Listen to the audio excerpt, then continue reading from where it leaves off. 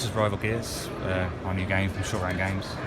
We're going to go in slightly futuristic-y racing, kind of like Burnout / Wipeout, really fast adrenaline kind of traffic racer built for mobile.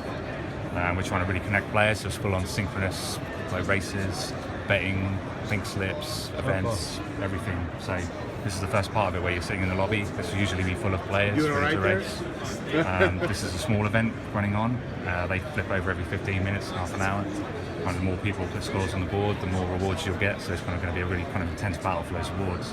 Especially if someone wants to drop in for half an hour and just have a quick game rather than having to do a 3-day event and really get stuck into it. They can drop in and win some stuff. So if I choose this person to race, this is an AI guy at the minute, but it could be a live player.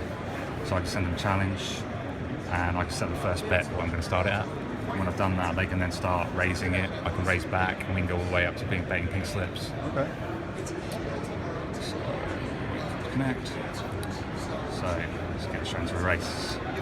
So we really want to build something that's really fast, traffic, adrenaline, makes you really sit on the edge of your seat when you're about to start your race.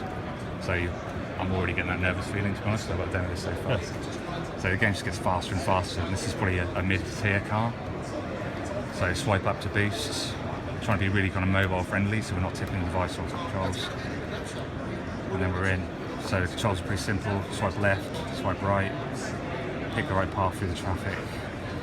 Good thing with swiping, we can do really movie-style cameras, so the camera doesn't have to stick to the car. So it's kind of like a lane-based runner, but a racing game. Yeah, absolutely. And we're kind of encouraging contact as well. So if the AI catches up, you can kind of give them a really good whack. And kind of, we're trying to really put physics into the car as well. So if I get a really good swipe, I'll really kind of push the car around.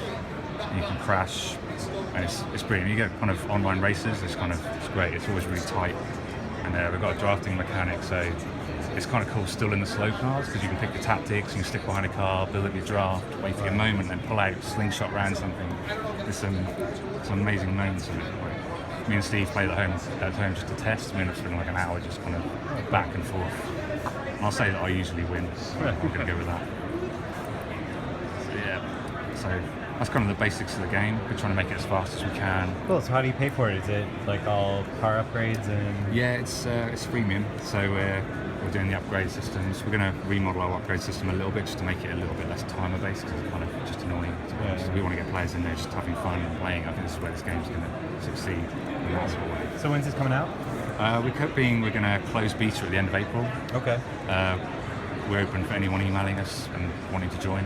Okay. The gamers, we're kind of looking for feedback. There's kind of a lot of balancing going on, so we kind of, the numbers at the minute are pretty much plucked out of the air. Yeah. But yeah, it's really good. We also make game called Friendly Fire, and kind of the community are really active, and they give us a lot of feedback to the game. We really love kind of listening to that. So I'll show you some of the cars because this is kind of where it's at. So the story behind the game is this is like 50, 60, 100 years ahead, where all the cars on the road are all kind of self-driven, kind of quite standard cars. So this is kind of the underground of people who have bought old cars, hot-rodded them to be hover cars, kind of something a little bit more interesting.